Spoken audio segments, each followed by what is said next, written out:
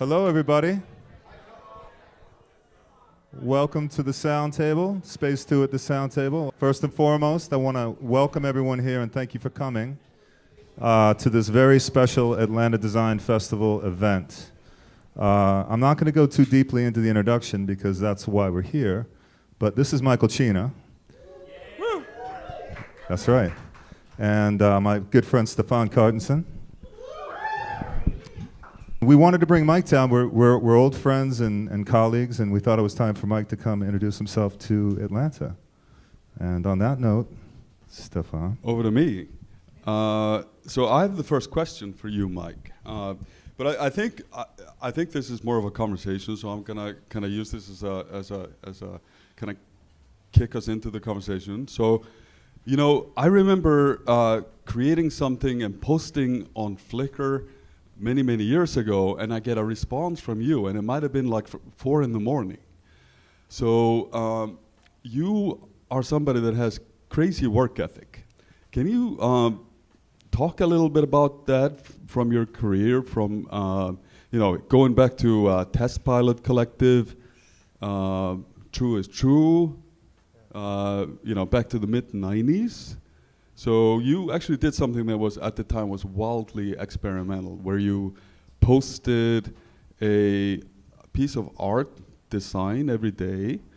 And if you can talk about that a little bit and talk about maybe the state of the internet at the time, because that was pretty fresh.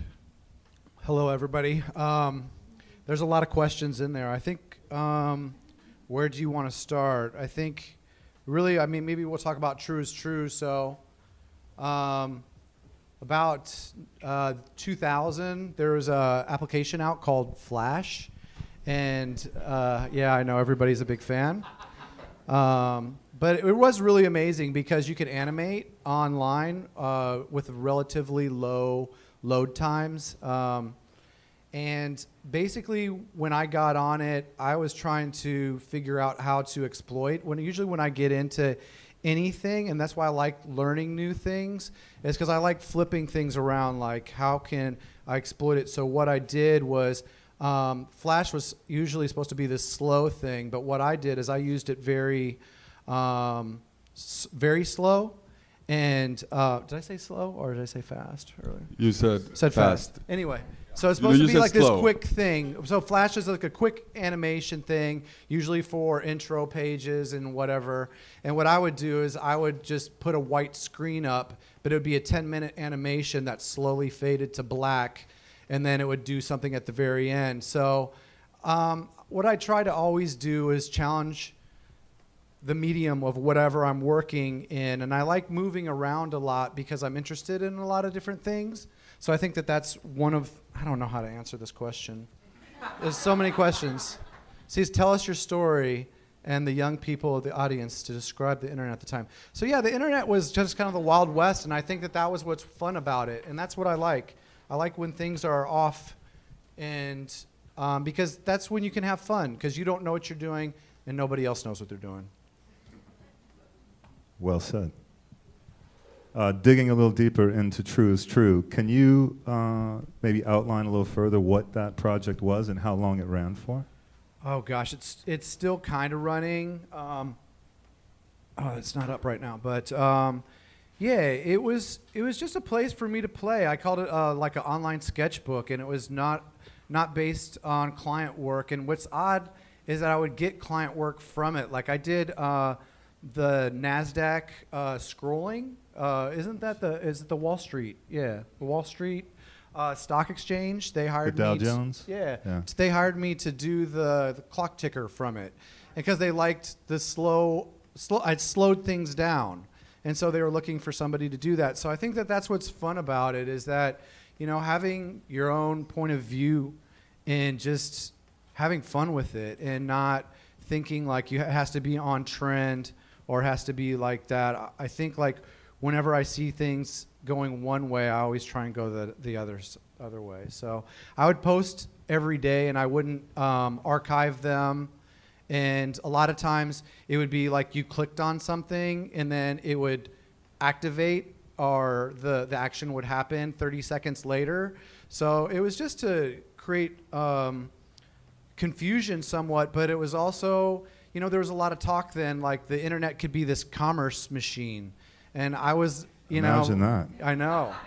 And so I was kind of trying to go against it, and all these all the big companies of the time, all the startups were crashing. So it was a really tumultuous time, and I was trying to do something different. Now, around that time, this kind of dovetails. You and a partner had a company called You Work for Them, correct? We worked for them at the them, time, sorry. and then it was You Work for them after that, yeah. Can you kind of brief us on when that started and what the purpose and function of that company was? We Work for Them was a design agency, and we started that, that would have been about 2000 as well. And all the agencies were crashing around us, and we started a two-man agency based on personal work. And people, whenever I would tell people that, they would just like go, what are you doing? And it was not a good idea, but we got clients right away. I think people are always looking for a different point of view, and we presented our personal work as the kind of work that we wanted to do. What I had learned was that what you get the kind of work that you show. So we didn't show the kind of work that we didn't want to do. And then You Work for Them happened because I had left a place called Test Pilot Collective, which was a typeface distribution, and I had all these typefaces, and we saved up 10% of all our income, and then started that to sell my typefaces. Yeah. Cool. Talk about the importance of self-publishing a little bit, because a lot of us designers, we work in an environment where we accept paid work from clients. Yeah. But just talk about like the fact that you put something out there in the world that somebody sees, and it kind of grows work out of that self-published. I feel like a lot of people do that now. I think a lot of clients are really challenging, and so a lot of designers now are doing a lot of personal projects, and I feel that's really important because you can do something different. You can do whatever you want. Like I've been starting to draw typefaces again. I'm always drawing typefaces, but I'm doing them for fun. I usually do them for clients, but I'm doing them on my own terms, and I think it's really important that you're able to express, have your voice, and establish that, because a lot of times clients will squash that voice, and I think after you get beat down so much, it's hard to have a good perspective. So I think play is really important. It's essential. What would you say the percentage of the play in your work against kind of the paid work is? Would you say, in my case, it's maybe 70-30, 70 paid, 30%. Like I use nights and weekends to kind of, you exercise the superpower that you think you have. Well, so you're saying, what's my ratio? Yeah, what would be that? It fluctuates. Sometimes it's 100% client work. I mean, if the work's coming in, to be honest, I take it. So if I have a client, coming with a decent budget, or it's highly creative, I'll take that. But what I've tried to do is try to make my personal work and my client work somewhat align with each other, which is very difficult. And things get off track real quick, there's some corporate work that I do. I don't know if you'll see it, but I do a lot of branding. I've never shown it in my portfolio. So you're going to see a lot of logos behind me that I've worked on with agencies. So that's a big part of my practice is I get hired by agencies to be a sharpshooter of sorts. I draw my own type, and I understand branding pretty well. So I get hired by a lot of agencies. So I'm doing that a lot. But clients like Ghostly I see as personal work as well. So I've tried to incorporate that. But it just depends upon my mood and my feeling. I mean, sometimes life gets the best of you, and I don't get to paint that much or whatever. But I try to keep it 50-50, but it's a tough one. Yeah. I'm really curious about the paint aspect, because you have, design is kind of, it's based on grids, it's organizing, it's taking the complicated and making it simple. Yeah. And then you have paint, which is the opposite. Yes. You're taking the complicated, you're making it more complicated. It's organic, it's free flowing. It kind of flows out of the earth like lava. Yeah. But you're somehow able to use both and lock them up in a way that works. Yeah. And that's a very rare thing to see. I mean, I usually either see like a very rigid Swiss design, or I see somebody that is working very fluently. Yeah. So how do you talk about how you make those two work? Because the tension that creates, and I see that in a lot of your work with Ghostly International, which is a really great record label that you do a lot of work for. Yeah. So talk about that tension between the two, organic versus rigid. I think, well, first of all, when I went to college, I had a double major in design, was called visual communication, and I also had a BA in fine arts. And I enjoyed both, and I think what I learned a lot about art was, as I went, a lot of my classes, I had a really good friend, and he was probably the best artist that I've ever seen. I mean, he could just sit and draw very realistically, and I always tried to draw with emotion. So for me, my work was always really grotesque, almost like an Egon Schiele. And it was crazy because my work would get picked. I always thought I was the worst person in the class, but my work would get picked to go in shows, and actually some of it's in some of my college permanent collection.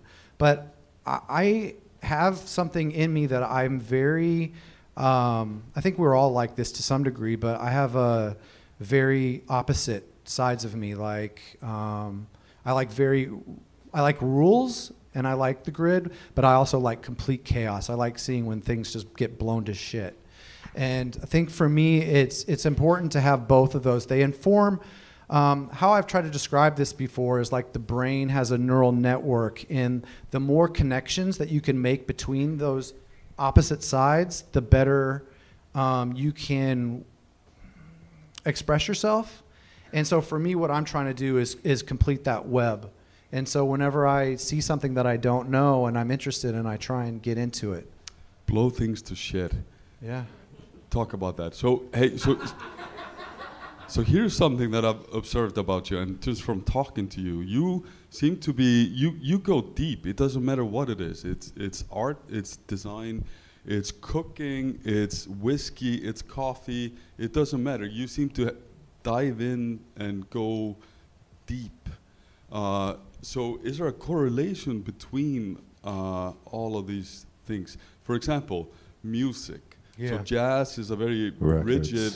Records. Yeah, Tell them about the records, We're Michael. going to go to Tell that them place. about the records. We're going to talk about records for the rest of the evening, so if you don't want to... Thank you all for coming. We have a turntable ready to go next door. But talk about, like, because when I see your work, I see music in a way, in a sense that the grid is the percussion, and then you have the various layers of, like, freestyle on top of it, right? So in your mind, when you sit down and you concoct these things, is that something that is true? Are you thinking? I'm trying to make things that that make me feel uncomfortable and that I haven't seen. If I feel like I've seen something similar to that, I don't want to do it. But as far as the interest things, is when I get interested in something, some of you probably are like this, is when I want to find out about something, I dive deep into it. Like when I first started painting with acrylics, I wanted to know how acrylics behaved, and I wanted to know how to break them and how they can be exploited. So I was like doing things like fermenting paints and things like that, and just doing weird things. And So you made acrylic kimchi, basically. yeah, absolutely. And I think that's where the cooking comes in, and things like that is like learning how to ferment foods and just paying attention. I think like whenever I have interns, I just tell them to be interested in things. Just look, like pick a couple things like color. Like for for a month, I'll just notice color, and I'll be paying attention to color. And then I'm always interested in type, so that doesn't, I don't need to ever remind myself on that. But whenever I feel like I'm kind of lacking in something, I'll try and just pay attention to it and maybe read about it. But yeah, I have an obsessive personality to some degree. I like that. Which brings us back to records. Yeah. But more specifically, the record work that you did for Ghostly. Yeah. So, as I understand it, and correct me if I'm wrong, this fascination with paint yielded some very interesting album covers. Yes. And at a certain point, you branched off into a purely fine art endeavor as well. Yeah. Can you talk about how that process of segmenting the fine art from the graphic design happened? The fine art started again, so if you look at my work from the late 90s to the early 2000s, I was drawing and painting back then. And I stopped because I just started getting corporate work, and anyway. So there was a gap for about 10 years, and I think that's kind of like my cycle is 10 years. I usually switch jobs every 10 years. I switch houses every 10 years. It seems like that's a good cycle for me. But when I was starting to think that You Work for Them was not going so well, and I was not happy with running a business, I started drawing. I had insomnia, and I'm sitting here thinking, what can I do at 2 a.m. that's constructive? And I just started drawing again, and I would be sometimes I'd be watching jazz documentaries, and so I'd be sketching John Coltrane, and then I would just sketch and just go, and then next one, just sketch. And I wasn't worried about doing it nice or whatever. I think that's, a lot of people have that block where they think they have to do something well, and I think that's a really wrong way to think about things. You should do things horribly. And then I think that's what's interesting, right? I mean, when I see some young designer that's not following a trend and their shit's really raw and bad, that's interesting to me. I'm more interested in things that are done wrong than things that are done right. So I started sketching, and then there was an album I had.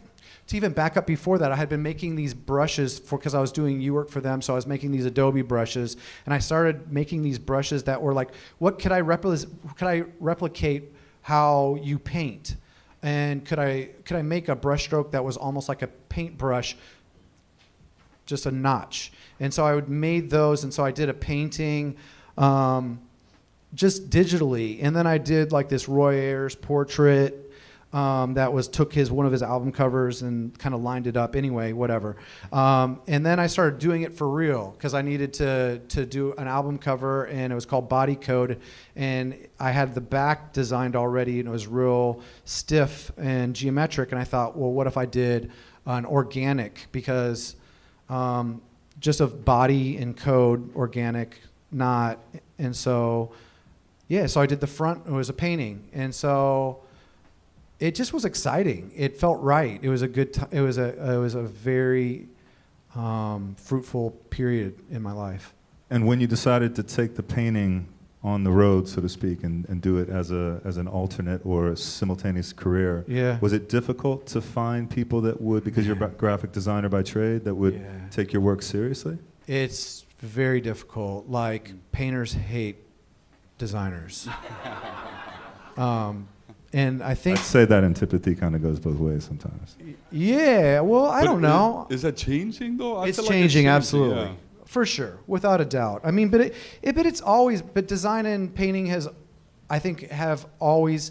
Well, design is a new form. But you have who just died? Oh gosh, what's his name? Anyway, there's a painter that recently died. Is Indiana. Oh, yeah. Robert Right. Indiana. Love. Man, his stuff is graphic design. He's a graphic designer, but he was also a fine artist. Sure. And he walked that line. And I think people like him are who I look up to. Exactly. There's tons of people. Magritte, Andy Warhol. I mean, there's a long list of... A long list, but people don't. But the art world is another clique, like the design world is. So it's hard to get in there, and you have to play the game. And I really don't like playing games. I don't have time for that shit. So I would get if a gallery asked me to do a show, I would do a show. But I'm not out there trying to get a rep. I'm not out there to do all that. I've had reps come, and I've turned them down because I didn't think it was right fit. And so I'm willing to say no because I like to keep the art precious and be fun. As soon as I have to do a gallery show, it's just not fun, you know? Client work is fun to me, though, because client work is under the assumption that I'm doing a service for somebody. But when I'm painting, it's for me. Right, that makes sense. So, so why graphic design? Why not just all go full art? Like you have full control of your output. What is stopping you? Fear, probably. Yeah. That was my thing too. Yeah, it's tough. Yeah. You really have to play the game. I mean, there's people, and I hate say I probably shouldn't even say this, but there are really amazing artists out there. There's a lot of shit out there too, and I think what frustrates me is that people don't have the discernment to understand what's a shit painting versus a good painting. Like I'm very into abstract expressionist work, and I don't need to know who it is. I can see a piece and it speaks to me, just like a Rothko. I mean, if you've ever seen a Rothko in person, that shit vibrates. It hits you. It has energy that comes out of it. It's hard to translate that into like a plate in a book. It really is. It is, yeah. Like who's the guy that did the pointillism? He's on all the greeting cards. When you see his work in real life, you think, "Holy shit, he was a badass." I mean, it's punk rock. I mean, it's raw, and it's real. But when you see it on a greeting card, it does it a disservice, and I think that's another conversation. I've got a tangent on that, Mike. So taking that analogy to the graphic design world, how do you feel about shepherding your work from like birth to execution? Like how are you hands-on all the way when possible? In terms of choosing materials and doing press checks and all that stuff? I can't do press checks and things like that, unfortunately. And every time I get something back, I make a snide comment about something getting fucked up. But and they hate me. I'm very hands-on, but I've learned to kind of like, I think there's a point of no return. Like there's that 5 to 2%. And I'm so busy that 5 or 2%, I need to know when to cut it. Like I've been working on the Matthew Deere cover, the new one, and it's a longer story. It took a lot of twists and turns, but at a certain point, I just went with my first. After 6 months of going all around, I went with my first idea, which was the best. And I think sometimes it's really important to explore a lot of different routes, but I think also sometimes it's not healthy, and when you do it, you kind of have to check yourself and say, this is not productive. I need to do things differently. And so I could have had that project done 6 months ago, but I went down a rabbit hole. So I think, I'm a perfectionist, absolutely, but I also am a realist, like I don't want to kill myself, which I do sometimes. So how do you balance work and family life? So you have a family, family therapy? Gosh, I need it. You guys laugh.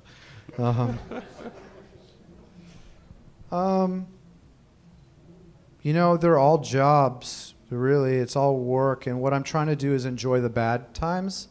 I think that's the hardest thing, is to enjoy when shit goes bad, and And I think that's, yeah, I mean, it sounds funny, but I think there is a way of doing it. I mean, because like when my son is, my oldest son is, he's the best thing, but he's also the most frustrating thing. But to know that like in 10 years, I'll wish that I could see him have a tantrum or something like that. To know and understand that, to wish that you could be, so to like, I think I read something today about a quote about like when you have pain, to focus in on that pain and to absorb it and to like learn how to relax and then go deeper and just keep on going with it. But I think there is something in that. And usually when I'm in a rough spot, I think that's usually when the art comes. And I think that's therapy, and so art is also used for therapy as well as music. Yeah. So a lot of my favorite designers, they didn't finish school. They got kicked out of school. Yeah.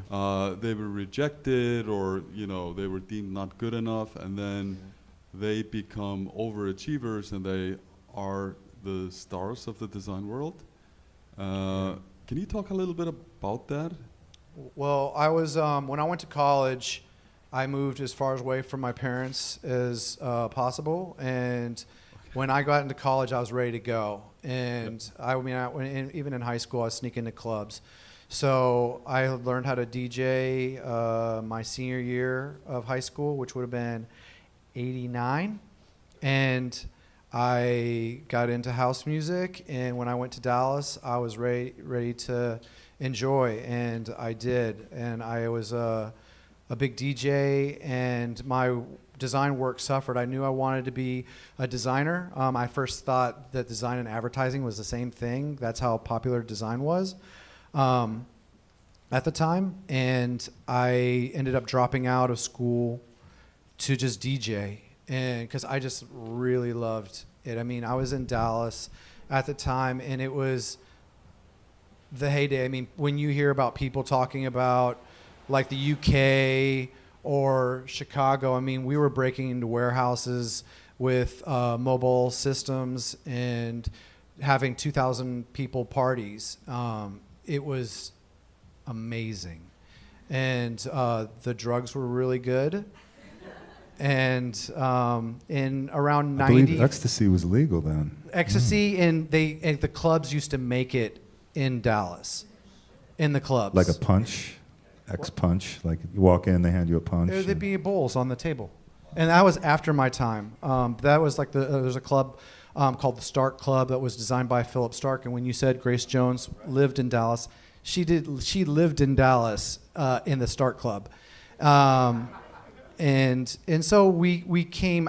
When I got there, I was going to the club just on accident. That was one of the clubs that was making the ecstasy, and that was illegal then, but I met a lot of the old gay DJs and things like that would tell me stories about it. And so I just got in, and they said, you know what, screw it, we're going to just start. So it started with loft parties. They would find a place like this, and somebody would get it, and people would come. And so it developed out, and yeah, so in late 95, things started just going wrong, and I had to get out. I was a little bit too wild, but so when I moved to Minnesota, I moved in to my parents' basement because I was broke as hell from college, and I just was 100% design, and I would work from 8 a.m. to 4 a.m. and I just got online first thing in 96 and learned how to HTML and program. Back then, loading one image was insane. My first website was all text, and I would go around to try and get jobs, and I would say I could design websites, and I'd say about 80% of the people would give me a blank stare when I said the internet. They would be like, what? And I'd be like, oh, I can design websites, whatever. And I probably went to 100 jobs, and I could not get a job. So I was working night shift at National Car. This is too much information. But I had a shitty job, and I knew I wanted to get out of that job so bad. And so I was like, I'm going to be a great designer, and I just put that work in. And yeah. I eventually got a job at a nonprofit and quit and just went on my own. So the early days of the internet, Yeah. eyebrow-raising internet, was full of some really interesting design concepts, a lot of them seemingly having no rhyme or reason. You were one of the first designers that I remember really championing, Reuter and Mueller-Brockmann and so forth. How did you come across these guys? Because I know there was no Amazon, there were not a lot of Swiss design blogs you could just kind of casually leaf through. No, you learned about the grid system, but it was light. It was like Mueller-Brockmann was in the background because American design was more focused on client and the stuff that was going on in Germany and Switzerland and all that really was fantasy land over here. But after I had dropped out of school, I was record shopping, and I looked in the book section, and I found Emil Reuter's typography, and I bought it. And I remember just like thinking, this is the craziest shit I've ever seen in my life. Those were going for what, like around $100 at the time? 200.